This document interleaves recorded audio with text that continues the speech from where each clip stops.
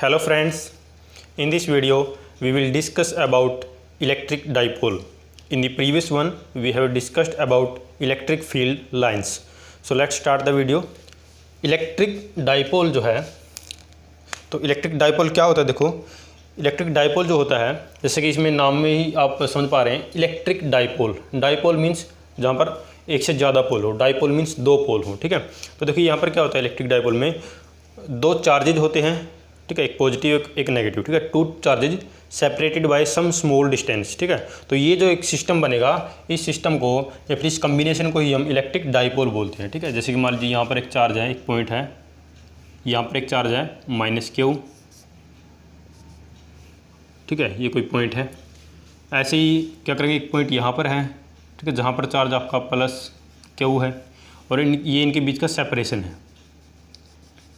ठीक है, इस तरह से मान लीजिए ये सेपरेशन मैं ले लेता हूँ 2a, और ये जो सेपरेशन मैंने लिया 2a, यहाँ पर ये जो डाइपोल मैंने लिया है, तो ये इसके बीच का कोई ना कोई मिड पॉइंट मैं ले लेता हूँ। ठीक है, तो ये अगर मैं इसको बोलूँ, ये पॉइंट a है और ये पॉइंट b है। ठीक है, तो a और b के बीच का ये जो मैंने क्या लिया, ये मिड पॉइंट लिया। ठीक है, ताकि ये भी a हो और ये भी a हो। ठीक है, तो इसको बोलते हैं सेंटर ऑफ डाइपोल। ठीक है, और इसको बोलेंगे डाइपोल लेंथ। ठीक है, इसको बोलेंगे इलेक्ट्रिक डाइपोल लेंथ 2a जो होती है। ठीक है, तो देखो यहाँ पर क्या होता है, इलेक्ट्रिक डाइपोल के अंदर दो चार्जेज हैं, एक पॉजिटिव चार्ज है, एक नेगेटिव चार्ज है। ठीक है, दोनों का मैग्नीट्यूड सेम होना चाहिए, यानी कि दोनों का देखो मैग्नीट्यूड सेम है, लेकिन ये जैसे ये नेगेटिव है, ये पॉजिटिव। ठीक है, इस तरह से हमें लेनी है, यानी कि चार्जेज कैसे होने चाहिए, अनलाइक होने चाहिए। ठीक है, एक पॉजिटिव तो दूसरा नेगेटिव, ऐसे।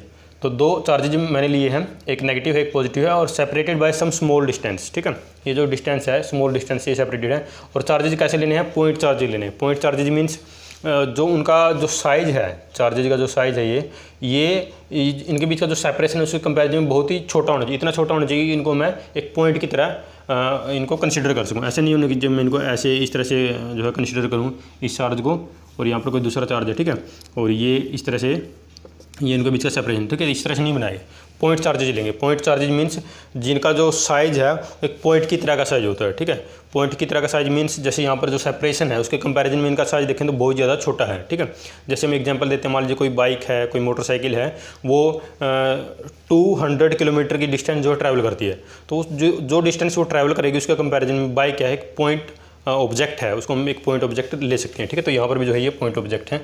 यहाँ पर देखो, ये हो गया आपका इलेक्ट्रिक डाइपोल। और इलेक्ट्रिक डाइपोल जो होता है, देखो अभी यहाँ पर क्या है, इलेक्ट्रिक डाइपोल है। अगर इलेक्ट्रिक डाइपोल है तो वहाँ पर इलेक्ट्रिक डाइपोल मूवमेंट भी होगा। ठीक है, यानी कि इलेक्ट्रिक डाइपोल है तो वहाँ पर इलेक्ट्रिक डाइपोल मूवमेंट। ठीक है, देखो इलेक्ट्रिक डाइपोल मूवमेंट क्या होता है, ये जो इलेक्ट्रिक डाइपोल होता है, इलेक्ट्रिक डाइपोल मूवमेंट में हम क्या कहते हैं, electric dipole movement is a measure of.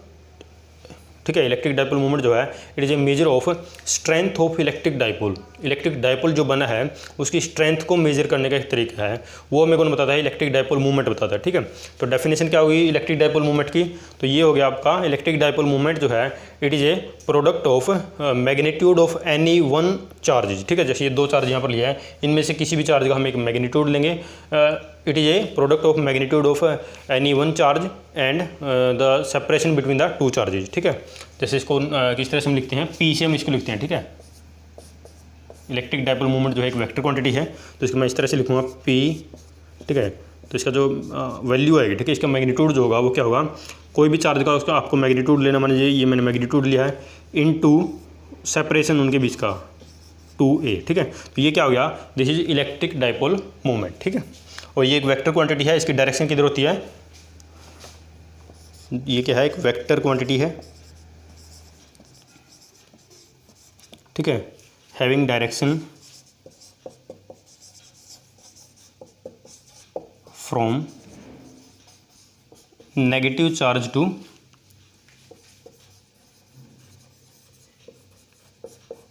Positive charge. ठीक है, एक वेक्टर क्वांटिटी है जिसकी डायरेक्शन किधर होती है, नेगेटिव चार्ज से पॉजिटिव चार्ज की तरफ डायरेक्शन होती है। यानी कि जैसे ये कोई मान लीजिए मैं इलेक्ट्रिक डाइपोल मूवमेंट लेता हूँ, ये जैसे इलेक्ट्रिक डाइपोल है, तो इसका इलेक्ट्रिक डाइपोल मूवमेंट जो होगा उसकी डायरेक्शन ऐसे बनाएंगे। ठीक है, ये इस तरह से नेगेटिव से पॉजिटिव ऐसी डायरेक्शन उसकी बनेगी। ठीक है, तो ये हो गया आपका इलेक्ट्रिक डाइपोल मूवमेंट। ठीक है, अभी देखो ये क्या है, ये यहाँ पर जो 2a है ये क्या है, इलेक्ट्रिक डाइपोल लेंथ है, ठीक है, उनके बीच का जो है सेपरेशन है। और ये q क्या है, कोई भी एक चार्ज है उसका हमने मैग्नीट्यूड लेना है यहाँ पर, ठीक है। तो ये आपका इलेक्ट्रिक डाइपोल मोमेंट हो गया, ठीक है। तो अब देखो इसमें ये क्या है, इलेक्ट्रिक डाइपोल मोमेंट के अंदर हम पढ़ते हैं जैसे इसका फिजिकल सिग्निफिकेंस क्या होता है। इलेक्ट्रिक डाइपोल मोमेंट हमने जो यहाँ पर डिस्कस किया है, तो देखो इसका फिजिकल सिग्निफिकेंस क्या होगा। तो देखो इसका फिजिकल सिग्निफिकेंस में क्या लिखेंगे हम, यानी कि जो P हमने लिखा है इलेक्ट्रिक डाइपोल मोमेंट जो है इसका फिजिकल सिग्निफिकेंस, ठीक है। तो इसका हमें फिजिकल सिग्निफिकेंस यहाँ पर डिस्कस करना है। तो देखो फिजिकल सिग्निफिकेंस में क्या होगा, जैसे मैटर होता है, ठीक है, जैसे मैटर होता है तो मैटर जो है किससे मिलकर बना होता है, ये तो बोलेंगे हम कि एटम्स से बना होता है और मॉलिक्यूल से, ठीक है। एटम से होता है या फिर मॉलिक्यूल से बना होता है। मॉलिक्यूल जैसे कि हम ले लें HCl हो गया, H2O हो गया, ठीक है, इस तरह के CO2 हो गए, ये क्या है, मॉलिक्यूल्स हैं, ठीक है। तो मैटर जो है तो या तो एटम से मिलकर बना है या फिर वो मॉलिक्यूल से मिलकर बना है। और एटम या फिर मॉलिक्यूल जो भी होता है उसके अंदर क्या होता है, इलेक्ट्रॉन्स और प्रोटॉन हमेशा उसके अंदर प्रेजेंट रहते हैं। अभी क्या होता है, देखो कुछ एटम्स तो ऐसे होते हैं जिनमें जो सेंटर ऑफ पॉजिटिव चार्ज और सेंटर ऑफ नेगेटिव चार्ज वो एक ही होता है, यानी कोइंसाइड करते हैं। तो वहाँ पर तो क्या बोलेंगे हम उनको न्यूट्रल बोलेंगे, कि वो पूरी तरह से जो है न्यूट्रल है, वहाँ पर कोई पोल नहीं है। लेकिन अगर कोई जैसे मॉलिक्यूल है, मान लीजिए जैसे मैं बात करता हूँ HCl की या फिर H2O की, जहाँ पर क्या होता है जो सेंटर ऑफ पॉजिटिव चार्ज है, यानी कि पॉजिटिव चार्ज का जो सेंटर है, सेंटर ऑफ मास जो है पॉजिटिव चार्ज का और सेंटर ऑफ मास जो है नेगेटिव चार्ज का, वो अलग अलग होते हैं, सेपरेटेड होते हैं। इसलिए वहाँ पर क्या बोलते हैं, उसको बोलते हैं कि ये these are the polar molecules, ठीक है। उनको हम पोलर मॉलिक्यूल्स बोलते हैं क्योंकि इनमें क्या है, दो पोल्स ऑलरेडी वहाँ पर डेवलप होते हैं, दो अलग अलग पोल होते हैं, एक पॉजिटिव और एक नेगेटिव, ऐसे, ठीक है। तो फिर क्या होता है, देखो जो मैटर के अंदर जो ऐसे मॉलिक्यूल जिनके जो ऑलरेडी क्या है पोलर मॉलिक्यूल्स से बने हैं, तो क्या होगा, जब उनको हम इलेक्ट्रिक फील्ड में रखते हैं तो देखो क्या होता है, जब हम कोई जैसे ये यहाँ पर मैं बनाता हूँ एक सैंपल है, ठीक है, ये कोई हमने एक सैंपल लिया है, ठीक है, कुछ भी, ठीक है, मान लीजिए आप वाटर ले सकते हो या फिर आप HCl का कोई सैंपल ले सकते हो, ठीक है। तो यहाँ पर देखो ये सैंपल मैंने लिया HCl वाटर जो भी लिया है, यानी कि किस तरह का मॉलिक्यूल है से वो बना है, वो सैंपल जो आपका वो पोलर मॉलिक्यूल से बना है। पोलर मॉलिक्यूल से बना है तो उसके अंदर मॉलिक्यूल्स कुछ इस तरह से होंगे, यानी कि एक नेगेटिव पोल एक पॉजिटिव पोल, ठीक है, ऐसे, लेकिन उनका ओरिएंटेशन रैंडम हो सकता है, ठीक है, इस तरह से नेगेटिव पॉजिटिव, इस तरह से नेगेटिव पॉजिटिव, पॉजिटिव नेगेटिव, और यहाँ पर मान लीजिए ये नेगेटिव ये पॉजिटिव, ठीक है। क्या है कि देखो ये सैंपल जो बना है ये इस तरह के मॉलिक्यूल से मिलकर बना है, जो किस तरह के मॉलिक्यूल है, पोलर मॉलिक्यूल है। पोलर मीन्स वहाँ पर दो पोल जो है वो डेवलप हैं ऑलरेडी, ठीक है, क्योंकि वहाँ पर सेंटर ऑफ जो पॉजिटिव चार्ज है वो सेंटर ऑफ नेगेटिव चार्ज के साथ कोइंसाइड नहीं कर रहा है, ठीक है। तो इसलिए क्या हो, पोलर मॉलिक्यूल हो गए। अब जो पोलर मॉलिक्यूल्स हैं अभी क्या हो गया, देखो पॉजिटिव और नेगेटिव चार्ज सेपरेटेड हो गए बाय सम स्मॉल डिस्टेंस, यानी क्या होगा, वहाँ पर इलेक्ट्रिक डाइपोल मूवमेंट भी होगा। तो इनका इलेक्ट्रिक डाइपोल मूवमेंट क्या होगा कि पूरे सैंपल का जो इलेक्ट्रिक डाइपोल मूवमेंट है वो जीरो होगा। P जो होगा सैंपल का इलेक्ट्रिक डाइपोल मूवमेंट वो जीरो होगा, ठीक है। अब यहाँ पर जीरो क्यों होगा, देखो क्योंकि क्या है कि रैंडमली ओरिएंटेड है। अब यहाँ पर इलेक्ट्रिक डाइपोल मूवमेंट तो बन रहा है सैंपल में, लेकिन इनका ओरिएंटेशन रैंडम है। मान लीजिए एक मॉलिक्यूल का इलेक्ट्रिक डाइपोल मूवमेंट इधर है तो दूसरे का हो सकता है बिल्कुल इसका अपोजिट हो, तो क्या करें, एक दूसरे को कैंसिल करें। इलेक्ट्रिक डाइपोल मूवमेंट तो यहाँ पर बन रहे हैं, लेकिन वो एक दूसरे के जो इफेक्ट को कैंसिल करें, तो नेट इलेक्ट्रिक डाइपोल मूवमेंट जो है सैंपल का वो जीरो आएगा। ये कब है, जब अप्लाइड इलेक्ट्रिक फील्ड, बाहर से हमने जो इलेक्ट्रिक फील्ड अप्लाई किया है वो जीरो है, ठीक है। और जब हम बाहर से इलेक्ट्रिक फील्ड अप्लाई कर देंगे तो फिर क्या होगा, देखो ये मॉलिक्यूल जो हैं ये अपने आप को ओरिएंट कर लेंगे। मान लीजिए इलेक्ट्रिक फील्ड मैंने इस डायरेक्शन में अप्लाई किया है, ई एक्सटर्नल जो है वो इस डायरेक्शन में अप्लाई किया है, तो ये किस तरह से अपने आप को अलाइन करेंगे, देखो इस तरह से, ठीक है। जो इनका अलाइनमेंट हो जाएगा वो इस तरह से हो जाएगा, जैसे ये नेगेटिव ऐसे पॉजिटिव, ठीक है,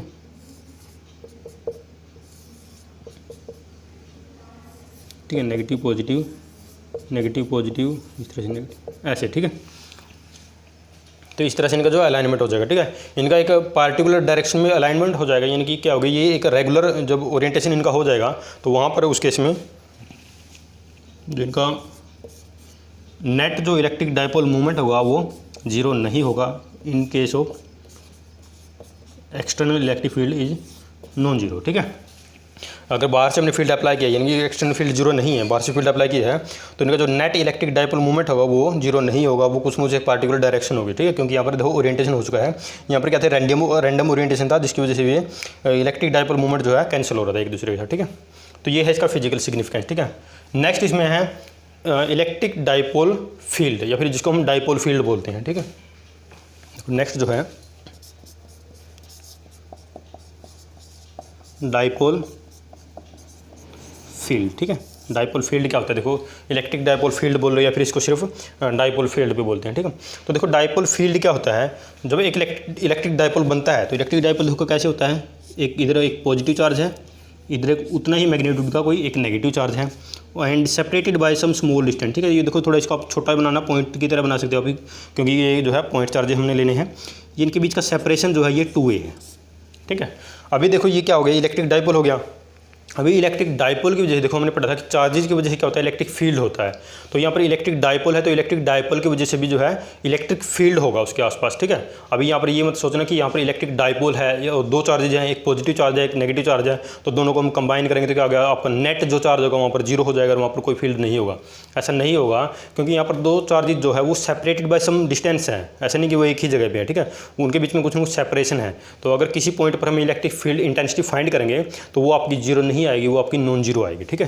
तो इसी को बोलते हैं electric field, electric dipole field, ठीक है। डाइपोल फील्ड बोलो या फिर इलेक्ट्रिक फील्ड बोलो, ठीक है। इसकी डेफिनेशन भी हम दे सकते हैं कि इट इज़ द रीजन और space around the electric dipole within which its influence can be felt, ठीक है। Its influence can be felt by some another charge, ठीक है। एक रीजन है, एक स्पेस है जहाँ पर इसका जो है इलेक्ट्रिक फील्ड को हम महसूस कर सकते हैं, ठीक है। तो ये इलेक्ट्रिक डाइपोल की जो है या फिर डाइपोल फील्ड की जो है डेफिनेशन हो गई। अब देखो यहाँ पर नॉन जीरो कैसे होता है, थोड़ा एक एग्जांपल अगर आपको दें तो इसमें हम इस तरह से इसको ड्रॉ कर सकते हैं। जैसे हम फाइंड करते हैं इलेक्ट्रिक डाइपोल की वजह से इलेक्ट्रिक फील्ड हम फाइंड करते हैं, ठीक है।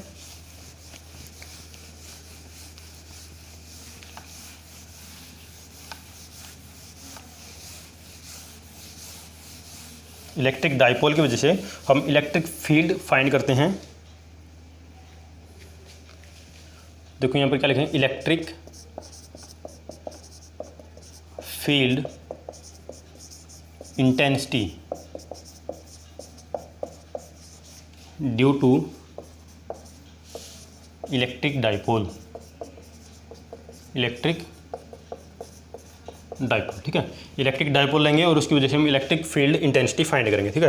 तो देखो इलेक्ट्रिक डाइपोल हम कैसे लेंगे, मान लीजिए जो फर्स्ट केस है एक्सियल लाइन पे हम फाइंड करेंगे, ठीक है। दूसरे केस में हम इक्वेटोरियल लाइन पे फाइंड करेंगे। तो पहले एक्सियल लाइन पे कैसे देखो, जैसे मान लीजिए मैंने यहाँ पर क्या किया, एक नेगेटिव चार्ज यहाँ पर रखा है, -q यहाँ पर है, ठीक है, इस पॉइंट पर, और यहाँ पर इस पॉइंट पर है +q, ऐसे दो चार्जेज हैं, उनके बीच का सेपरेशन ये मान लेता हूँ 2a है, ठीक है। तो देखो एक्सियल लाइन इसकी क्या होगी, ये लाइन होगी, एक्सियल लाइन है, इसको आगे एक्सटेंड करेंगे। देखो मान लीजिए इस तरफ मैं इसको एक्सटेंड कर देता हूँ और यहाँ पर कोई पॉइंट P ले लेता हूँ जहाँ पर मैंने एक टेस्ट चार्ज Q0 रखा हुआ है, ठीक है। यहाँ पर हमने क्या किया है, एक टेस्ट चार्ज Q0 रखा है और इस P पॉइंट पर मुझे इलेक्ट्रिक फील्ड इंटेंसिटी फाइंड करनी है, ठीक है। देखो इस पॉइंट को मैं बोल देता हूँ AB, ठीक है। अभी देखो यहाँ पर इलेक्ट्रिक फील्ड इंटेंसिटी जो फाइंड करेंगे, पहले A पॉइंट पर जो चार्ज है उसकी वजह से फाइंड करेंगे, फिर यहाँ पर B पॉइंट पर जो चार्ज है उसकी वजह से यहाँ पर इलेक्ट्रिक फील्ड इंटेंसिटी फाइंड करेंगे, और फिर फाइनली जो है यहाँ पर हम उसका वेक्टर सम करके जो है नेट इलेक्ट्रिक फील्ड इंटेंसिटी जो है यहाँ पर फाइंड कर लेंगे, ठीक है। तो देखते हैं वो जीरो आती है नॉन जीरो आती है।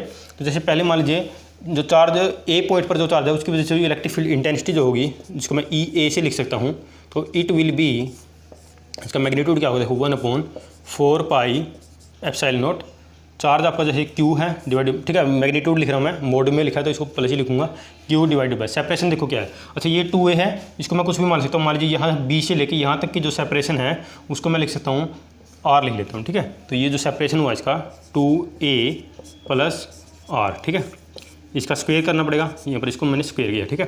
तो ये आपका जो है इलेक्ट्रिक फील्ड इंटेंसिटी मैंने फाइंड कर लिया है P पॉइंट पर, ठीक है, इस चार्ज की वजह से, ठीक है। डायरेक्शन किधर होगी, देखो ये नेगेटिव चार्ज है, तो नेगेटिव चार्ज की वजह से यहाँ पर जो इलेक्ट्रिक फील्ड इंटेंसिटी की जो डेफिनेशन होगी, फोर्स देखो किधर लगेगा, वो कैसे फाइंड करते हैं हम, इलेक्ट्रिक फील्ड इंटेंसिटी जो डेफिनेशन होती है वहीं से इसकी हम डायरेक्शन बताएंगे, ठीक है। इलेक्ट्रिक फील्ड इंटेंसिटी क्या होती है, देखो force experience by unit positive charge at that point, ठीक है। तो इस पॉइंट पर देखो फोर्स कितना लगेगा, ये पॉजिटिव चार्ज है, ये नेगेटिव चार्ज है, तो क्या करेगा, इसको अट्रैक्ट करेगा, फोर्स जो है इधर लगेगा, ठीक है। यानी कि इलेक्ट्रिक फील्ड इंटेंसिटी डायरेक्शन भी जो है इधर होगी, यानी कि इसको लिखेंगे अलोंग, आप लिख सकते हो अलोंग PB, ठीक है, PB के अलोंग, ठीक है।